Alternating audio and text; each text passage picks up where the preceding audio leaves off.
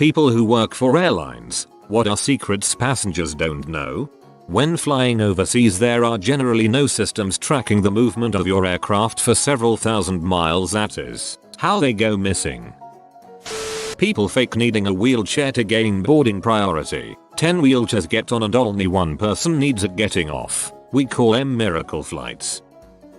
If you checked your dog, there's about a 30% chance it's terrified before it even gets on the plane. Who knows how scared it gets during the actual flight? Backroom agents will usually try to comfort a scared animal, but all we can really do is talk to it, so if you write your pet's name on their carrier, it usually helps a lot. I've never seen a cat who was scared in the back room. Cats don't give a frick. Had to fly an owl once. They had to drug the crap out of it first. It was sad. That there's a huge list of things that can be missing from the aircraft while still being allowed to fly. True. It's called a minimum equipment list, MEL. Counterintuitively, it's a list of what can be broken on the aircraft while it still remains airworthy. It should be noted that the operational limits of the aircraft are altered to respond to broken parts. For instance, if certain lights are broken, the aircraft is restricted to daytime use. You know how all the other armrests can be raised except for the one next to the aisle? Turns out that one can be raised as well via a small button in a divot on the underside of the armrest. Useful if you want to spread out a bit more, though some flight attendants may tell you to put it back in place. That's a good way to get a sore elbow knee. If you check a skateboard by just slapping a sticker on it, it will get ridden or used as a dolly. Might check my skateboard just to entertain the baggage dudes. 2 pilots are served different meals and cannot share. This is done in case of food poisoning. Yes, I remember. I had the lasagna. Paramedic here. If you switch on your alarm lights on the ambulance while being on the inner field of the airport, because, well, you just get there sometimes, they will totally shut down all incoming and outgoing flights until they know exactly what's going on. My buddy learned this the hard way. Needless to say, people got mad at him. Nothing says you fricked up like being the subject of an FAA incident report.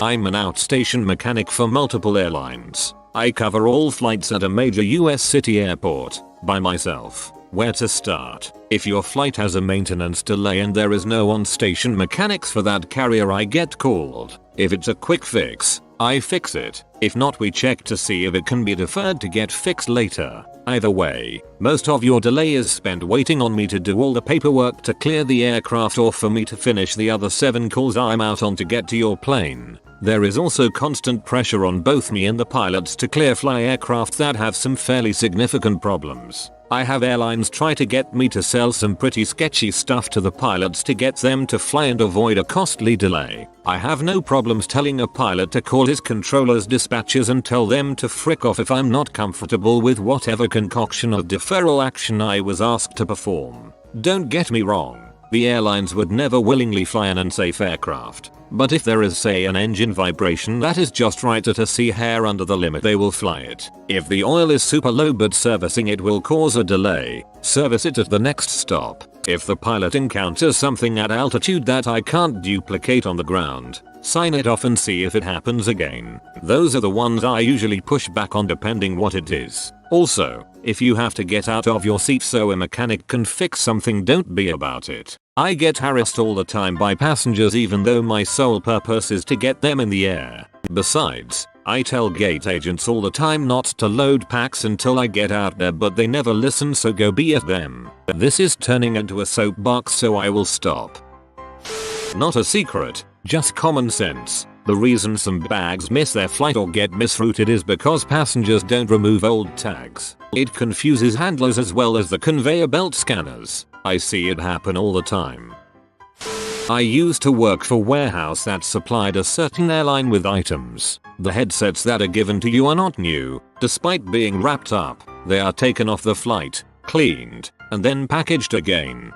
Flight attendants have a list of who is who and what seat they are in, as well as what level of frequent flyer they happen to be, or if they are employees or family and friends tickets. This is why you will see them being rude to someone or bending over backwards for jerks. Flights are routinely overbooked because there's an estimate per route of what percentage of people tend to miss the flight. So if you don't have a seat assignment, you might not get on, which is why they ask for volunteers. If you are a frequent flyer and know the busy times and flights, you could volunteer all day from every flight going to a hub and make $1,000 in credit. Invest in quality luggage. You are the only one that handles your bag with care. Your bag is going to take a beating in the system. Employees and their families get ID tickets. It is for industry discount, which means they only pay taxes and fees and nothing for the actual ticket. The airlines basically lets them fly for free, and not just with their own airline, but with every airline in any alliance. The tickets are standby tickets, so you're not guaranteed to get on board, but you get a seat more often than not. The family members can travel on these tickets without the employee. My dad worked for an airline in Star Alliance, so I used to get free tickets with airlines in One World and SkyTeam as well as Star Alliance. I usually traveled in business class, all around the world. A return trip between Europe and Japan was something like $200 in business class, and maybe $50 in economy. I don't get any perks anymore, as it was only valid until I turned 25. I enjoyed this perk until I turned 25, too, in Germany, for trains. Yeah, well. Sometimes your pilot can be on food stamps because they only make $19K. Baggage handlers see hundreds of bags a day. No bag is treated special, unless it is obvious. Even then, depending on the person, sometimes they're not, which is rare. Bags are not intentionally harmed. They are, however, intentionally thrown, slid, jostled, stacked under hundreds of pounds of other bags, and exposed to the elements because that is the nature of the job. You can safely assume that your bag is touched and handled by at least 7-8 people per flight segment, if you are connecting at least 10 different people, not including tsar. Sometimes, the vehicle that fills the potable water for washing hands and making coffee is parked next to the vehicle that is used to dump the shitters and fill the blue juice for the labs. They're not supposed to. Sometimes, they're parked at a distance from each other, which is policy, yet the guy who is filling the water is using gloves that he hasn't changed in over 2 years. The most power you could probably wield is Twitter. The employee in front of you has so little power to actually remedy tough situations. Baggage handlers are usually short-staffed. As well, customer service agents are usually limited in their options. Also, it would help us get a message to higher ups because our work is not being supported as it should be. Heck, I'd even recommend asking an employee about the problem and say something like, if I were to take my complaint to Twitter, how could I phrase it in a way that would help you too? You get more customer protections buying directly from the airline. All those third-party travel sites are owned by the same company, and you lose a lot of the right afforded to you in the airline's contract of carriage. If you're nice to people, they'll be nice back to you. My uncle is in the hospital dying right now, and my cousin had to fly here to Houston from Arizona yesterday. She was scheduled to come in at 9:30 p.m. and he might not have made it that long. She called the airline, told them she needed to see her dad, and they got her on the next flight out so she could see her dad for a few hours. When the drink card is coming through, you can ask for a full can of pop instead of the tiny little cup filled with mostly ice. Not particularly a secret, but one time I was upgraded to business class on a plane that was delayed for maintenance. Just settling into my middle row aisle seat up at the movie screen bulkhead when a hatch in the floor of the cabin right at my feet flipped open and the maintenance engineer climbed up. He had a clipboard of paperwork for the pilot to sign, then climbed back into his hole, tipping his hat to the passengers before closing the hatch over his head. If you look for it, you can see a recessed pull ring in the cabin floor in front of the first row seats behind cockpit. 757 wide body, I think. I work revenue management for an airline. On average, the cheapest time to buy a ticket is Tuesday afternoon. The cheapest time to fly is Tuesday, Wednesday, or Saturday. This applies to US flights in my experience. Aerospace fastener production here. Nobody there asks what is actually holding the plane together. Don't worry about it.